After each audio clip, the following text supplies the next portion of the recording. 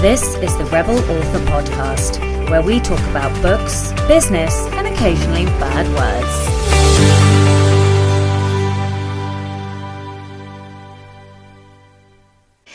Hello, Rebels, and welcome to the Rebel Author Podcast, episode 45.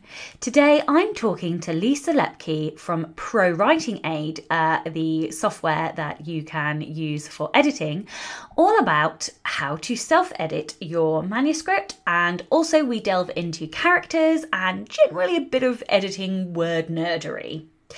I am absolutely in love with ProWritingAid's software. I signed up for it after chatting to Lisa, and holy crap, I am literally completely in love with it.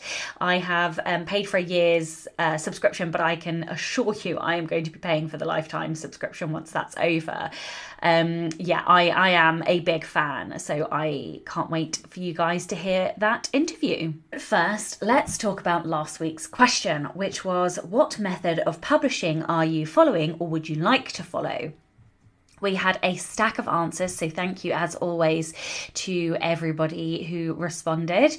Richie said, I'm publishing as an indie. I'd be lying if I didn't have a tiny part of me that loved to be discovered. And I get it. I agree. As I've mentioned before on the podcast, at some point I think I will try and pursue traditional publishing, just because I want to win an award. I want my writing to be recognised and be good enough for that. So those awards aren't really accessible, or not as easily accessible as an indie. But it's got to be at a point where I guess money no longer, isn't, I'm more comfortable financially, because there's not as many financial rewards down the traditional route, as far as I can see. You have to be a bit of a lightning in a bottle to get the six-figure whatever they're called. What are they called? Words. What are words? Anyway, moving on. Kari Busiak said, hybrid, I think. For my Celtic colouring books, I'd like to augment my traditionally published books with more self-published books. And as for my novels, I'd like to try the traditional route. I've done commercial Celtic art for so long, and I know exactly how much work it is to do it all yourself, going the self-publishing route. I'd like to try the traditional route where someone else takes that on. I've made a pact with myself, however, where if a particular novel doesn't get traction where I want to make it a series, then I'll give it a shot in self-publishing. So I get that also. What I would say is, don't underestimate the amount of work you'll be expected to do on the marketing side when you go with a traditional publisher. I know that there is a lot of assumption that being traditionally published, you won't have to do any marketing, but that's just not true. Especially for the debut authors and for the authors who are mid-list. Typically you have to do a lot of the marketing yourself. Once you're established as a successful traditionally published author, or unless you are the lightning flash in the bottle getting the six-figure the fuck is that called? Contract? No, it's not contract. You know what I mean. Anyway, unless you're getting the golden handshake, then the chances are you are going to have to do a good chunk of your marketing by yourself. And just bear in mind that it's harder to get a return on your investment financially because you are getting such low royalties. Matthew Goodall said, I'm indie because I can retain the rights and control, and the profit margin is greater, and when I pass on, my children will be able to manage the IP and benefit from it in a greater way than if it was filtered through trad. That said, if a trad publisher offered me a filthy sum of money with film rights and credits attached, then I'm sure the money whore in me would rear its ugly head, which I did have a giggle when I read that. I completely get it, because I'm pretty sure the money whore in me agrees with you and would do exactly the same if I was, spontaneously offered six-figure sum for a book that I'd just written. Okay, moving on. Yanni says, I'm compiling a list of potential agents and publishers and planning to be querying in the next few weeks. No matter how grueling it is, I want to give it a go. Tom Fowler said, I'm indie all the way. I want the control. I'm able to publish the books when I want, when I want, and I don't have to settle for a percentage of the royalties. And he says an even smaller one once you factor in paying an agent. Exactly. Thank you to all of the commenters. We had Edwin, Victoria, Amy, April, and many more. So thank you guys for commenting. I always love reading your thoughts, and that's why I ask the weekly questions. So yes, thank you.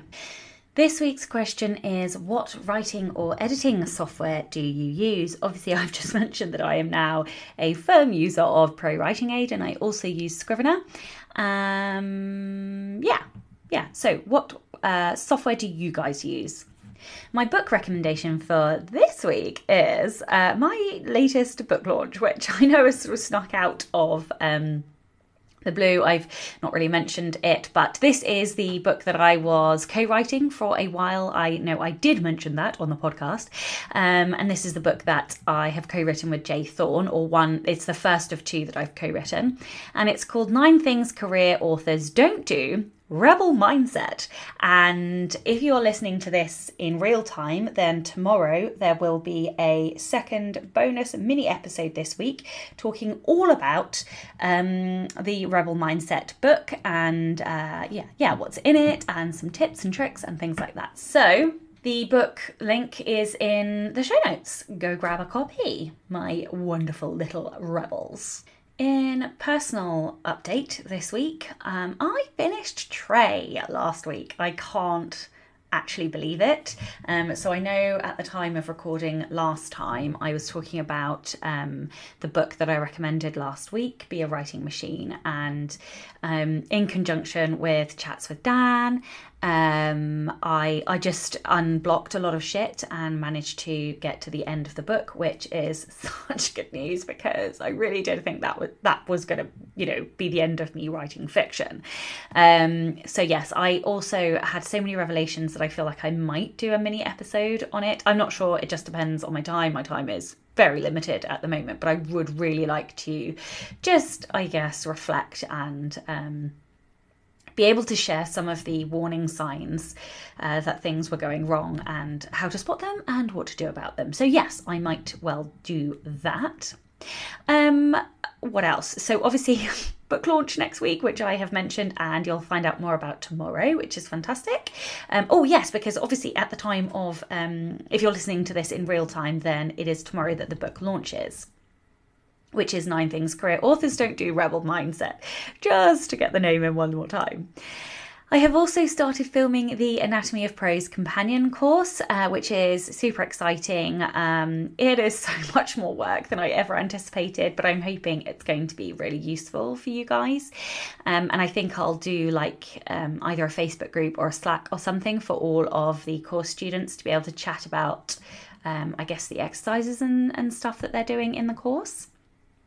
What else?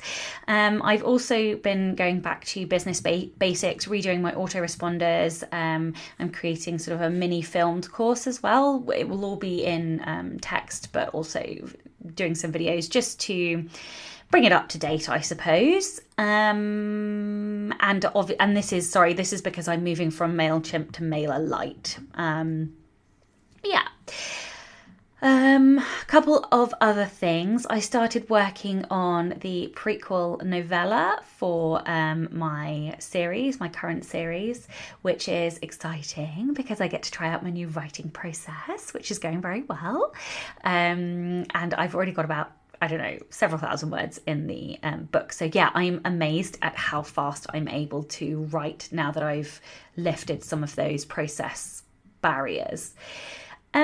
One other thing, I would be very, very grateful if anybody who has read The Anatomy of Prose would go and leave a review on Amazon or Barnes & Noble or Kobo or wherever you purchased a copy of the book. And actually, if you've read any of my books and you haven't left a review yet, then I would be super grateful if you would be able to hop over and do that. I don't normally make requests like that, but as I'm sure you guys all know, reviews are super helpful, super important for the social proof and tickles the Amazon algorithms as well. So yes, I would be grateful if you would go and do that.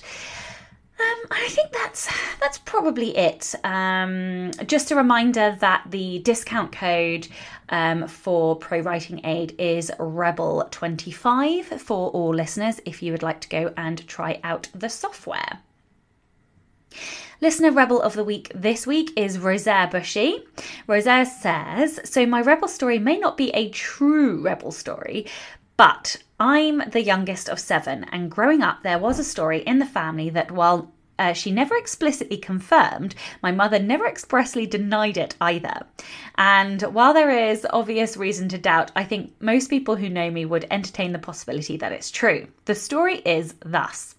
When I was getting ready to go into the first grade, I was 5 or 6 years old. My parents took me to the local Catholic school to sign up. I was not cooperative.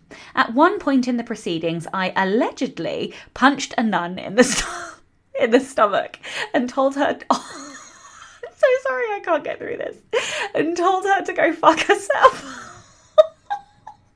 I really shouldn't laugh. Okay, get a grip. The story continues that they had to take me home and my father had to bribe me with a model kit so they could sign me up the next day. I'm sorry, I've completely lost my mind. I absolutely love this story. Because it's so naughty and so outrageous. Sorry. Right, I'm getting a grip. Oh my god, fantastic story. Absolutely loved it. I really hope that it is true as well. If you would like to be a Rebel of the Week, please do send in your story. It can be any kind of rebellion, big, small, or somewhere in between. You can email your story to rebelauthorpodcast@gmail.com or tweet me at rebelauthorpod. No new patrons this week, but a huge thank you to all my current patrons. As always, you guys make me feel like what I do is worthwhile, and of course, you help to keep the podcast running. If you would like to support the show and get early access to all of the episodes, as well as bonus content, then you can from as little as $2 a month by visiting patreon.com/Sacha Black, and that's Sacha with a C and not an S. Okay, let's get on with the show. Hello and welcome back to the Rebel Author podcast. Today I am joined by Lisa Lepki. Lisa is ProWritingAid's head of marketing and the editor of the ProWritingAid blog. A word nerd, she loves the technical elements of writing almost as much as she loves the writing itself. She is the co-author of the novel writing training plan, Creating Legends, How to Craft Characters Readers Adore or Despise, and 20 editing tips from professional writers. Welcome. Thank you. Thanks for having me today. No, you're most welcome. It's so lovely to finally put a face and a voice to the name and all the email correspondences we've had. So yes, it's lovely to have you on the podcast. So can you tell everyone a little bit about your journey, how you came to work for ProWritingAid, and also a bit more about your writing? Are you also writing fiction? Do you stick with non-fiction? Tell us how you got to where you are today. Okay, sure. So I've always written. I was one of those kids that always had a journal on the go. I still in my closet have, a pile of about 30 journals that I got through my life that I can't actually read. I find them so painful and kind of embarrassing to read, but they are there. But I never really thought that I could be a writer. The whole idea just seemed impossible for me. It's what Margaret Atwood does. It's not what I can do. So I ended up doing a degree initially in international development studies and anthropology, and then after that I did an MA in arts administration, and I ended up doing a lot of writing in that sort of role. I worked doing PR and marketing for arts organizations, everybody from the Royal Albert Hall down to just comedians and everybody in the middle.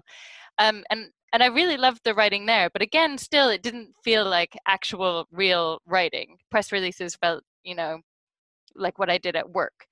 And it was only when I started working for ProWritingAid. So Chris, who started ProWritingAid, is a really old friend of mine. We met on a bus in Vietnam about 25 years ago. Oh, wow. And he had just asked me if I would help him with this little thing that he had started up for a couple of months just to get things just to help him find some users. There was a couple thousand people using it at the time. And so I said, okay, sure. And I started, one of the things that we decided to do was put together a blog, because I know that writers love reading about writing and writing about writing and, learning about their craft. And so initially it was just me just writing some things for the blog, just helping people understand concepts. And because I'm not trained I don't have an English degree. And so a lot of it was me learning, what is passive voice, for example. And then I would try and write an article that helped other people learn what I had just learned. And it sort of grew from there. We'd have a lot of people submitting articles that were like just illegible and just weren't getting their points across and were really hard to read. And I realized that actually I can write as well or better than most of the people that were submitting to the blog. And so it sort of grew from there, and it became, with ProWritingAid, it became sort of my main focus for developing our community, was just creating the resources that I would want. Because in some ways, I'm the ideal ProWritingAid user, right? Like, I love writing. I have a manuscript in my dresser drawer that I haven't finished editing yet. I love the idea of learning to be a great writer. And so we created this blog, and now all these books and various resources, which were essentially what I would want to read. And I think we've got something like 1,200 articles on the blog now that just helps writers learn almost every element of the craft so that they get better. And I do write fiction a bit less now. I don't have a lot of spare time at the moment, but I do have a novel in my bedside drawer that I will get back to at some point. What genre is it? Women's literature, I would say. I hesitate to use the term chick lit, because I think it's slightly, there's no shopping in it, and there's none of that sort of stuff that people seem to think women want to read about. But it's also not a really dense, I always thought I would write a really dense literary novel, but actually once I started writing, I realized that my style and what's more comfortable for me is much lighter. You have to finish that novel. You know that, right? You have to finish finished. it. I just need to edit it, which you have the perfect piece of software to help. So I know. I just don't have the time. That's the problem. ProWritingAid started. It's growing too big and too fast, and it's taken over my life a bit right now. So eventually, I will get back to it and I'll finish it. Oh, you heard it here first, guys. She's made it. She's committed. She's going to publish it. Yeah. I will. I promise. And when you do, you have to come on to talk about it.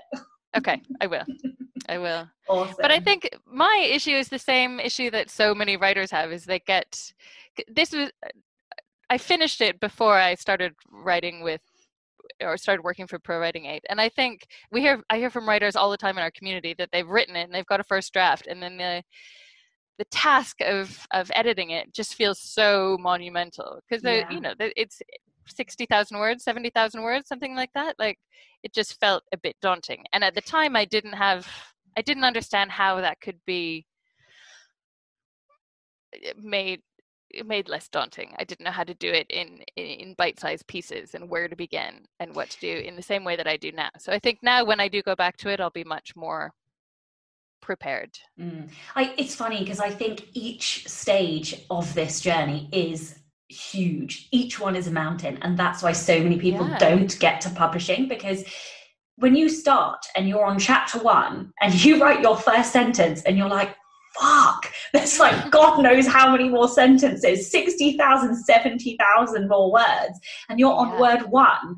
It's enormous. It's a gigantic mountain to climb. Yeah. And then you finally finish and you're like, fuck, I have to go back and do that, like go through the whole thing again.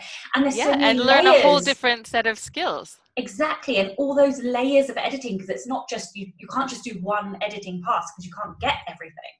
Well, unless you've done lots and lots of books. But and then you finally finish it, and either you have to attempt to go down the traditional publishing route, or you have to learn how to self-publish, which is a whole other mountain. Yeah, I mean, even the traditional publishing route takes a whole other level of skills, learning how to pitch it, learning how to, navigate that whole world. Not signing away every single right. Yeah, exactly. So yeah, there are several mountains, but I do think that the editing mountain is probably the trickiest in terms of skill level, because I think the drafting phase is the hardest in terms of stamina. Editing is hardest in terms of skill, and then publishing is hardest in terms of technical knowledge. Yeah, although I think it varies a lot from writer to writer. I think there are some writers who find the initial writing stage really painful, and then enjoy the polishing, and the initial ideas are out, and so then the technical side of it requires less creative wizardry and more just like getting down to the nuts and bolts of every sentence and how it works. I think there's a real mix. In fact, I might run a poll in my Facebook group to see who prefers what stage of the journey. Okay, let's I can tell this is going to be such a geeky conversation between us, because we both love like this whole thing so much. I haven't even asked you a question yet. Okay, what are your top 3 tips for editing your story? Okay, so I think I don't have any like just quick throw off tips, but I think the trickiest bit of self-editing is changing your mindset from writer to reader. Because you as a writer know what you're trying to say in each sentence, and you're focused on the ideas and forming the ideas and getting them across. And then when you have to edit, you have to completely change that and put yourself into the mind of your reader. So are they going to be able to easily understand all of the ideas that you're getting across without having to work hard at it? Like, my personal bad habit is that I write these really long winding sentences that contain all kinds of ideas, and they're grammatically perfect, but they're like really hard to follow. And I'll like put I'll start one idea at the beginning of the sentence, and then I'll try and squeeze another idea into the middle, and then I'll put a comma in, and I'll finish off that first idea. And if you stop and read it really slowly, you can follow it. But ideally, readers should be able to be getting your ideas without having to work at it. Otherwise, you lose them and you lose your momentum. And so I think probably my first tip would be to simplify your writing as much as possible. Not your ideas. I'm not saying you have to dumb it down and make your ideas really simple, and you don't have to make your description, that can still be really lush. But the technical elements of your sentence construction should be simple so that your readers don't have to work at it. Oh, I fully agree. And that's why you look at newspapers, and typically their reading age is of a 9-year-old, because that's generally where most population's reading level is. But people forget that is the case. I have the opposite problem. My ideas all work wonderfully in the sentence. Can't use a comma for shit. Commas are tricky, because they're not one of those rules where you have it right or you have it wrong. There's a lot of comma use that is, sometimes it can be wrong, but there's a lot of comma use that's just subjective. And I think sometimes people chuck a comma in. Well, I know for myself, I'll chuck a comma in an attempt to make a complicated sentence make sense, when I should actually be rewriting the sentence so that I don't even need that comma. So you don't need to have the pause in it. Absolutely. So any more top tips for editing? So like I was saying before, I think give yourself doable, bite-sized editing tasks.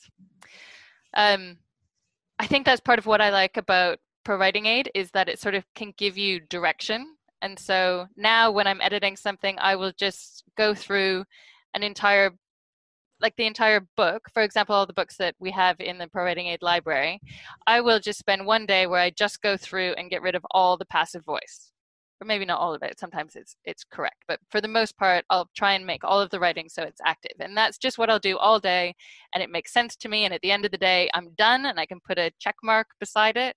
And then the next day, I'll go through and use the repeats report, and I'll suddenly realize that I've used all of a sudden 16 times in my book. And so then I'll go back and I'll rewrite that and add a bit more variety or adverbs or whatever, and just turn it into bite-sized bits. Because if you just try and edit your whole book, there's no ending to it, and you never really feel satisfied. If you're just trying to perfect everything from start to finish, there's no point where you get to give yourself a little check mark and say, great, well done, I've now eradicated all of this, or this part of the book is perfect. Just, I think it's good for your mental well-being if you've got, and for keeping up your momentum, if you can give yourself little check marks. Oh, I completely agree. I love a reward system.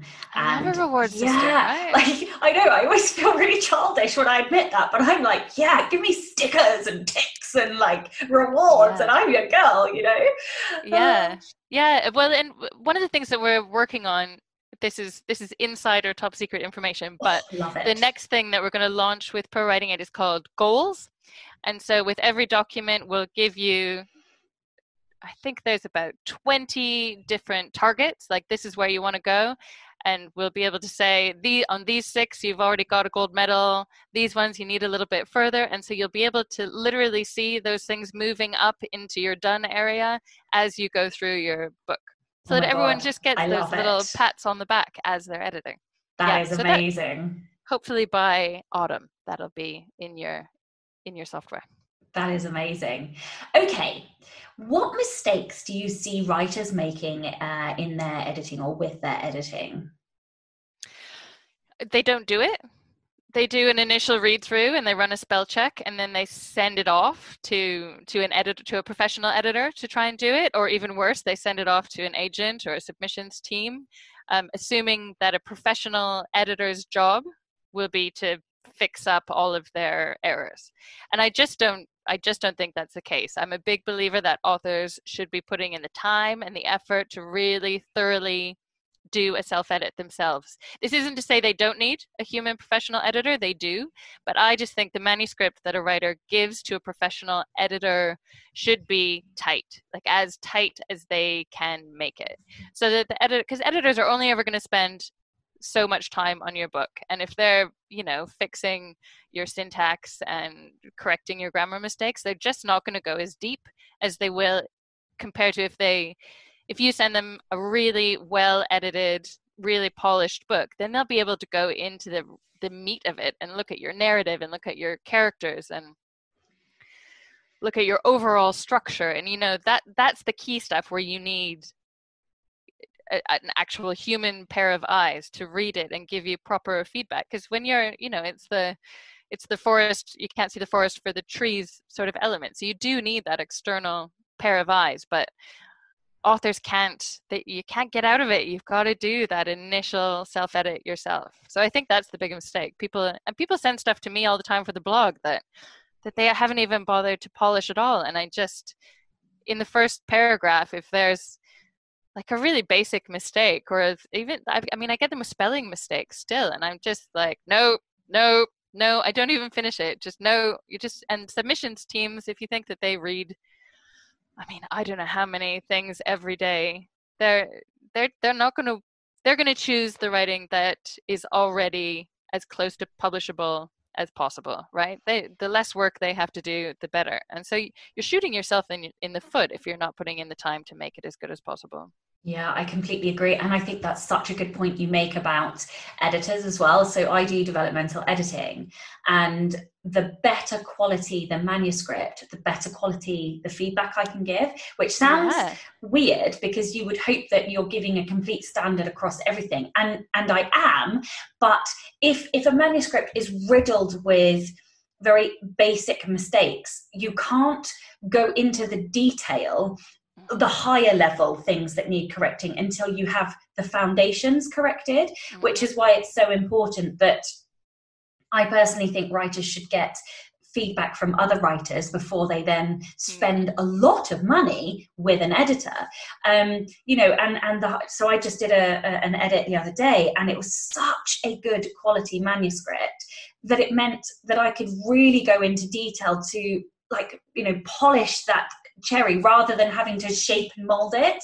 Not that I shape and mold as an editor, but things like basic repetition or disembodying action from a subject, things like that, basic things, rather than being able to go into that detail of finessing your descriptions or finessing the characterization or whatever. So yeah, I think that's a really, really good point. Yeah. Okay, it's leading on, this is a good segue actually. So it's really hard as writers to get distance from our work. And like you were saying, you can't see the wood for the trees. So what tips or tricks would you recommend to help writers be able to see their mistakes? Well, I mean, the simplest thing is just a bit of time. If you can put it away for, I mean, even just for a few days, but for a couple of weeks, if you have the time to do that, and when you're going on holiday, get it out of your brain, so that it's amazing what you can see when you go back. Suddenly things that seemed really obvious in the beginning, you realize that they aren't making sense. But again, I mean, I don't want to keep coming back to ProWritingAid. I know that's my job, but generally, I think being able to turn your brain to focus on the technical elements, because it's such a different skill from the creative side of things. If you can go into technical mode for a bit and work on, constructions and passive voice and all the rest of it, then when you go back and look again at the creative stuff, I think because it's such a different part of your brain, I think that gives you the same sort of distance and sort of rest as you had in the beginning, and lets you see things in a different way. I don't know, what do you think? Yeah, no, completely. And I've just had a 6-month break from one of my manuscripts that I thought, so it's not finished, it's 75k, but I think it's probably going to hit 95. And I'd already edited that chunk, and I've gone back and I'm like, oh, for God's sake, I can see issues and problems with it just because I've had time away. The other thing that I do is I read on a Kindle. So usually, so I draft in Scrivener, but with a yellow background. Okay. And quite often I will then edit in Word on a white background, because that will change. And then I always do a read and proof on a Kindle, because again, it's another screen, a different screen, it's a different font. Yeah. So I just try to, that's the only, over time, that's how it's what I've fallen into doing, I suppose. But I feel like it makes a difference because they're different. You're not staring at the same screen. Yeah, I agree. The other thing that I've started doing more of is I have an extension on my computer that will read text out loud to me. Oh, and yeah. I haven't tried it on on long form text yet. I haven't tried it on a manuscript, but now for emails and for social posts and for all of that sort of thing, I listen to it, and like almost every time when I listen to it, I find an error that I was just, a double "the" in the middle of a sentence that my brain was just helpfully hiding for me because it knew what I was trying to say. Yeah, so that's another thing that I'm finding helpful. And we actually get quite a few requests for text-to-voice software within ProWritingAid, so people can use that sort of extra element. Completely. And I'm constructing an audio booth at the moment so that I can narrate my own non-fiction books. Oh, okay. And I am almost certain I will end up doing minor tweaks and revisions to the books, which I will then have to upload, just because when you read aloud, it's a different rhythm, it's a different pace. And obviously in order to get whisper sync, they have to be the same. So I can't, if I'm going to make changes in the audio, I have to make them in the books as well. But totally. Okay, so when someone approaches their manuscript for the very first time, so a full draft of their manuscript, how do you advise they start editing, or what kind of process should they follow to get through their edit? I mean, it really varies. Again, this comes back to different writers have different processes. We had Jerry B. Jenkins on as a guest on one of our webinar series, and he and Chris were talking about they have a similar cycle of, so Jerry Jenkins the following morning will read everything that he's written the day before and do an edit then, and then start his next edit. Chris does it sort of once a week, writes for a week, and then starts the next week with his edit of the week before. I think mine is probably longer. I go further. My cycle of reading and then editing and then, sorry, of writing and then reading and then editing, sort of my cycle is probably more like once a month. I'm more likely to do big chunks. And then other people just like to get the whole thing out and done and then start at the beginning, which in some ways is more daunting, because when you've got 60,000 completely unedited words ahead of you, that can be, that can feel like a too big a mountain to climb. So like I was saying before, I just divided it into small chunks. I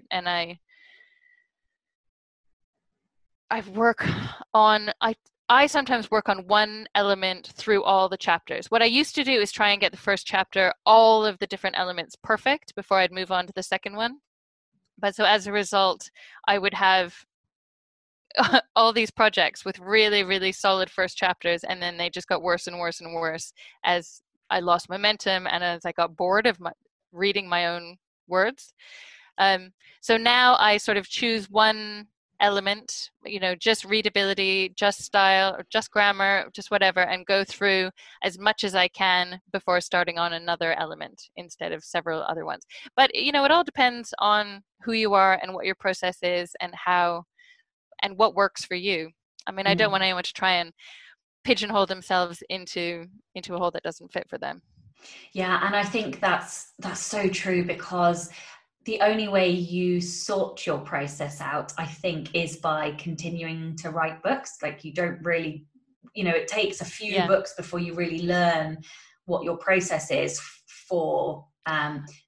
It could be different per genre as well. So I am yet to, I think I am getting there in terms of my process, but I write in a way that really does not help myself. So I don't write in order. Which is a pain in the arse in terms of keeping the story straight. Although I do have a outline, but it almost always veers off the outline. But what it does do is help me edit as I go. So I don't do all of the editing as I go, but I do a solid chunk of the editing. So by the time I get to the end, so let's say I start writing the end and then I do a bit at the beginning and then I jump into the middle. By the time I have sort of 10 or 15,000 word chunks that are together, I can start piecing the book together. But in doing that, I then give it the overarching story arc edit. So by the time I get to the end of the draft, because I don't write in order, I have to reread sections quite a lot, and I can't reread without editing. So by the time I'm at the end of the story and it's full and it's knitted together, there doesn't really usually need to be any plot or story arc editing. It's only then the finessing of the sentences. So I try and do it. I guess I do 2 edits in that. I do that one as I'm drafting, and then I get beta feedback.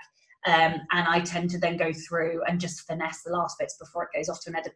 But when I started, I had to do about 10 or 15 go-throughs because I just couldn't keep everything in my head that I needed to look at. There's so many different details that you need to edit. I just couldn't keep it in my head. So it's taken time to get to that point where I subconsciously pick it all up, if that makes sense. Yeah. Well, and I think when I was younger, I always thought that I was a bit of a pantser. Like, I just thought if you're I just had this imaginary vision of what writers should be like, and I should just sit down at my lovely wooden desk and it should flow out of me and I should see where the story took me.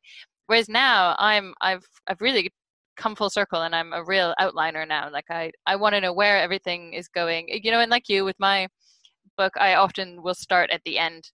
I'll do the last chapter first and then the first chapter, and then sort of I'll have like a plan that I may or may not veer from.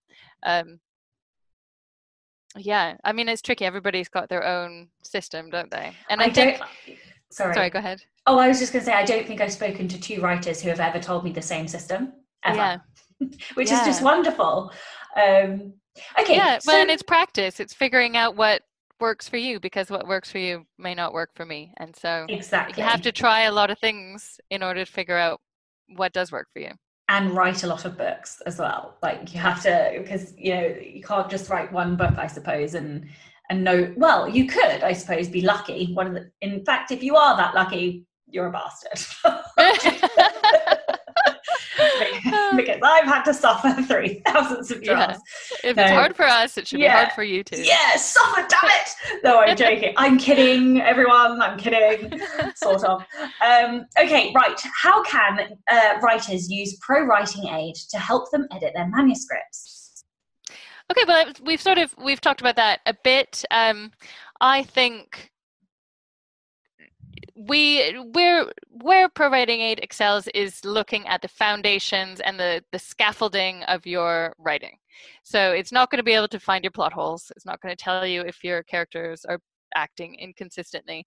What it's going to do is help you understand how to, if you think of writing as a tool, I mean, all writing is, the writing in itself isn't the important thing. The ideas are the important thing, and the writing is how you get your ideas and your visuals and your description and your everything, your emotion. That's how you get it into the ears of and to the heads of your readers. And so I think ProWritingAid is really good for helping you understand how that works, and how, even really things like having your verbs right at the front of your sentence is more engaging to your readers.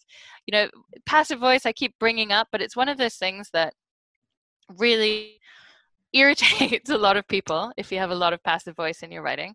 But when you really think about it, if you think of authors as painting a picture for their readers, passive voice is when you have the doer of your action at the end of your sentence. So instead of saying John threw the ball, John's the doer of your action. At the beginning of your sentence, you say the ball was thrown by John. And so if you're trying to imagine that ball being thrown by someone, you can't really start to picture it in your head until you know that it's John that's doing the action. So a lot of passive voice fixing is just putting the doer of the action right at the front so that your reader can start to picture it. And so it's all just about feeding the ideas and the pictures and the emotions to your reader in the most direct, simple way. Make that road, straight and clear, so that the ideas are going straight in. And there's a lot of technical elements to it, that I've learned over the years that are just small, simple ways of improving readability. And hiding your verbs, like that's another one that, now that I understand it, I really love. Like, instead of saying Karen made a decision to leave Dave for another man, if you say Karen decided to leave Dave for another man instead of Karen made a decision, that just opens up your verb, and decided is a much more powerful verb compared to made. And that's one of those things that'll be flagged by ProWritingAid, and it'll say, your readability will probably be improved if you change it to decided, just because there's a bit more power in that, and there's a bit more, people understand that and get a better picture in their minds if you improve the readability and make it more clear. So that's sort of where ProWritingAid really works. It's so funny you were talking about the passive stuff. I have in my latest book, The Anatomy of Prose, I have a bit of a rant about dialogue tags, because there's obviously two ways you can do dialogue tags, and both are correct. So you can either do subject first, then the tag, or tag first, then the subject. So Becca said, or said Becca. And I always think you should have Becca said, because the purpose of the tag is to identify the speaker, which means by identifying it, you're putting the action first, meaning the reader can visualize quicker. Whereas if you do said Becca, it's the other way around. And for me, it feels much more passive, because you are delaying the reader from identifying and picturing in their head, even though it's by a word. Like, it counts. Like, it counts. It does count. Yeah, I think so too. And obviously there is nothing wrong with writing said Becca, but I just think it makes your writing sharper to write Becca said. I mean, there are obviously occasions when you have to do it the other way around, and that's absolutely fine, but don't do it. Anyway, moving on. Yeah, but that's the thing, is it's all of those tiny little changes eventually add up to an overall more concise feeling in your book. You know, every time that you like hide your verb away or use your dialogue tag just further down, all of those things all add up to a more concise, more readable, more easily digestible book for your reader. Absolutely. Okay, so you have written a book about characters. So tell me, what are some top tips for writers when creating side characters? How do you make them memorable without overpowering the protagonist? Yeah, that's really tricky, isn't it? And it really varies on the book, but I think a really good side character should primarily exist to show something about your main character. And there's a lot of ways that you can use side characters. Maybe they have a trait that your main character wants, or maybe they reflect a weakness of your main character, or they should contribute to the overall journey of your main character. And I'm reading The Hunger Games right now with my son. And my God, I was literally just about to bring up The Hunger Games. I was literally just about to. That's amazing. I mean, I read it years ago, but I'm reading it again with him, and we just read the very emotional part with Rue, which I won't say anything in case people haven't read it. There must be 4 or 5 people out in the world that haven't read The Hunger Games yet. But she's a really excellent character that everyone really cares about, but really she exists so that Katniss can show that she's caring and that the games haven't taken that from her. And like Rue's vulnerabilities primarily exist so that Katniss can grow and move along on her hero's journey. And sometimes that's tricky if you have a really good side character, but that's the thing that you need to remember with side characters, is they exist in order to move the narrative of your main character along. And I think if they become excuse me, too compelling, that sometimes your readers can feel frustrated when they're stuck with your main character and just want to get back to your side character. And that's not what you want. Then I think your side character needs their own book and their own story.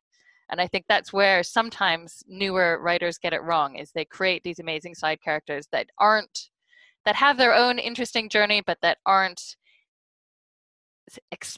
explicitly tied in with the main character. Does that sound right to you? Yeah, absolutely. So in 10 Steps to Hero, I talk about a concept called the web of connectivity, and essentially that every book is a web and every strand in the book is connected to every other strand, and they all link back to the theme. And The Hunger Games, this is why I was going to bring up The Hunger Games. The Hunger Games is just the most technically brilliant book, because she every element is a reflection of every other element. So Rue and Peter and I forget the other guy's name, but the other chappie, they are, and even the villain, are all reflections of Katniss. So the theme in The Hunger Games is sacrifice.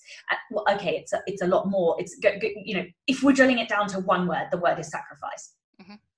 And Katniss obviously sacrifices herself in the very beginning to save her sister. But every side character is a different angle of sacrifice. So Rue, you know, essentially ends up, and spoiler alert, but essentially ends up sacrificing herself to save Katniss. And Peter makes Katniss do lots of sacrifices, like when she has to go and get, I'm thinking about the film now, when she goes and gets, you know, the medicine for him, and you know, she's putting herself in danger for him. And ultimately the villain is the complete opposite. So President Snow sacrifices other people for his gain, whereas Katniss sacrifices herself for other people's gain. So they are a direct polar on each other, and every character, every side character either makes her question something to do with sacrifice, it makes her do a sacrifice, they sacrifice, or they are, you know, they're looking at all of the different angles of the theme. And I'm like in awe, because, and I'm not saying it's, you know, literally speaking the best book in the world, but technically it is structured to perfection when you look at the web of connectivity. And so I love it. I'm so glad you brought that up as an example. Well, I mean, my son has never read anything like it. At the end of every chapter, he's like nearly in tears begging me to read more and tell him, you know, what to read next. And I was a bit worried at the beginning, because he's only 10, but I decided as long as we read it out loud together, it is a really interesting story, and there's so much for us to talk about in there, and we have great dinner time conversations about, you know, who's giving and who's taking and who's sacrificing and who's sacrificing others. I haven't used the word sacrifice with him, but you know, it's all of those same concepts, and it's great, and he's in, which is good. I love it. I love that you're having conversations at dinner as well. Oh. Yes, I can't wait. We're in a real struggle with our son at the moment, because he is his capability of reading is fantastic. He's 6, but he reads like an 8 or 9-year-old, so he can read things that are far above his sort of social cognitive level, emotional level. So that's probably the right way around it. But so the problem we're having is that, you know, lots of the books are like, you know, the Biff and Chip and Kipper shite that you get at school, which is so boring, that he's like, this is boring, and he's losing his love of reading. We're reading graphic novels quite a lot at the moment, and I've gone out and got old school, literally old school, they're so cool, retro Mario graphic novels, and he's loving it, and they are testing him, but he's still reading, and that's the important thing to me. I don't really care what he reads, so long as he's reading and doesn't lose that love of story. But yes, I can't wait for the time when we can then, like, because my whole bookcase more or less is young adult, so I'm like, come on, let's go. Yeah, exactly. Yeah. But need a couple of years. It's really hard to decide when to introduce things. Like, we have books that he's allowed to read on his own and books that he has to read with us, so that those more socially complex ideas, you know, we can stop and we can help him through them. Whereas on his own, I think a lot of it would just go over his head, and I don't think he would stop and ask if he's reading on his own. But if we're reading it together, you know, and it's really nice. I mean, I don't know how many people out there have a 10-year-old that curls up in a bed with them every night just to like read books together. So it's that nice. Is amazing. Yeah, and you're so right. My son, I catch him all the time reading past words that he's capable of reading but doesn't have the comprehension, and I'm like, don't go past a word you don't know. But yes, anyway, my favorite question of the podcast. This is the Rebel Author podcast, so tell me about a time you unleashed your inner rebel. So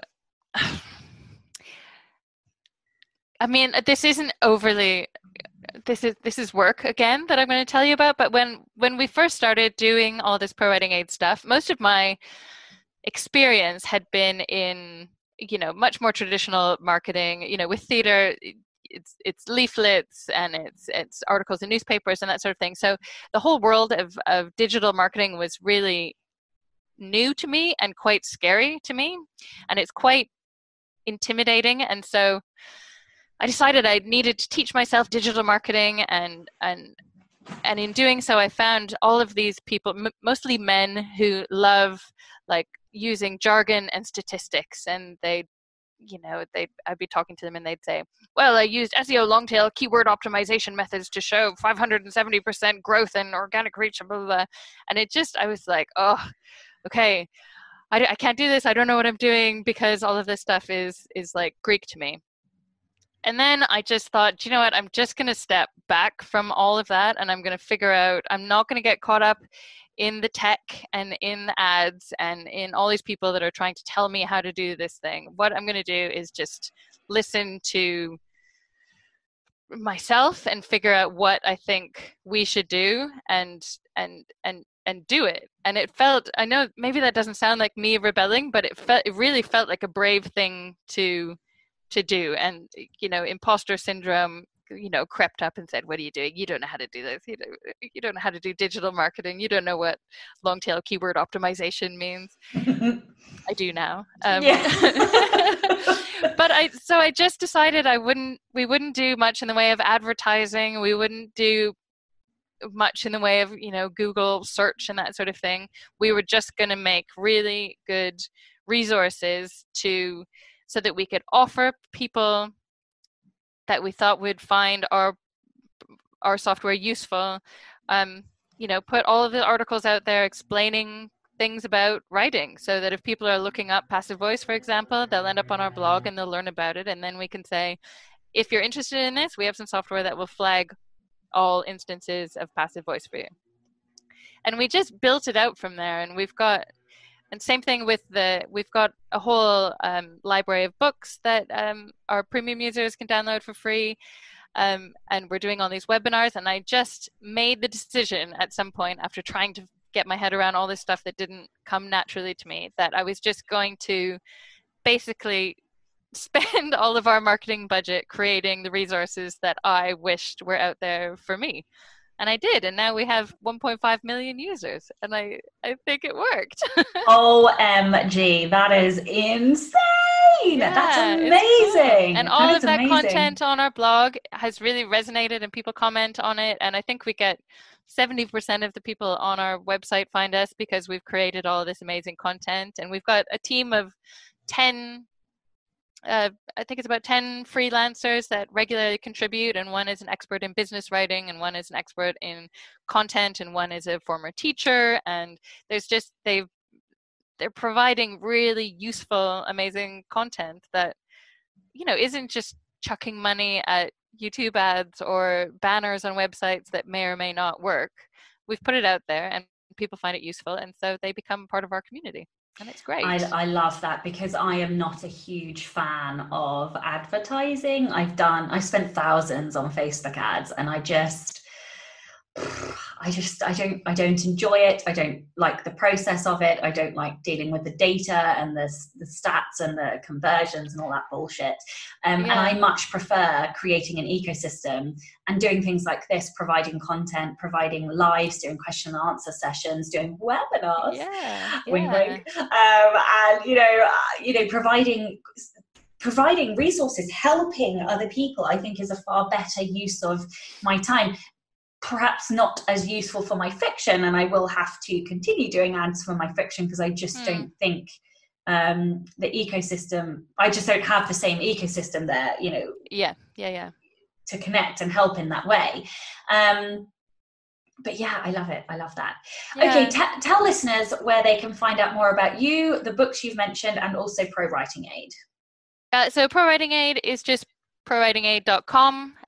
All of right at the top in the menu, there's a category called Learn, and that's where you can find the blog, which is then divided into different categories of writers. So there's a whole section of the blog that's for students, and a section that's for teachers, and a section that's for fiction writers. And so we've sort of tried to divide it up so that everyone can find the resources that are useful for them.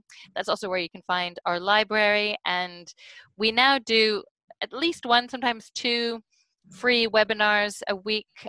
We've got Sacha coming on September 3rd to do some training, but we've reached out to all kinds of people in the writing world to just come in and offer up some free stuff. So that's there. We've got a grammar guide which will tell you everything you need to know about how to use commas and all of the other technical elements of grammar. Yeah, so it's all there. And I also, just in case anyone's interested in ProWritingAid, I just made a discount voucher, which will get you 25% off if anybody wanted to try it. And the code is REBEL25, so just capital letters REBEL 25. Amazing, and I will put that in the show notes as well. So yeah, thank you so much. Thank you very much for your time today. I've had an absolutely awesome chat with you. Me too. This has been really fun. I mean, I love talking about writing and reading and all of the things that go into it. It's good to have someone else to nerd out with. Absolutely. Okay, well, thank you very much to all of the show's patrons. If you would like to get early access to all of the episodes as well as lots of bonus goodies, then you can do so by visiting patreon.com/Sacha Black. Thank you also to all of you wonderful listeners. I'm Sacha Black, you were listening to Lisa Lepki, and this was the Rebel Author Podcast. Next week, I'm joined by Kay Hutchison, and we have a wonderful, philosophical, deeply, it brought me joy, next week's conversation, and kind of ironic because it's all about self-care, which I shite at, but I did learn lots of lessons and took lots of things away, and I hope that you guys will too. Don't forget to tune in and subscribe on your podcatcher. And when you have a moment, please leave a review.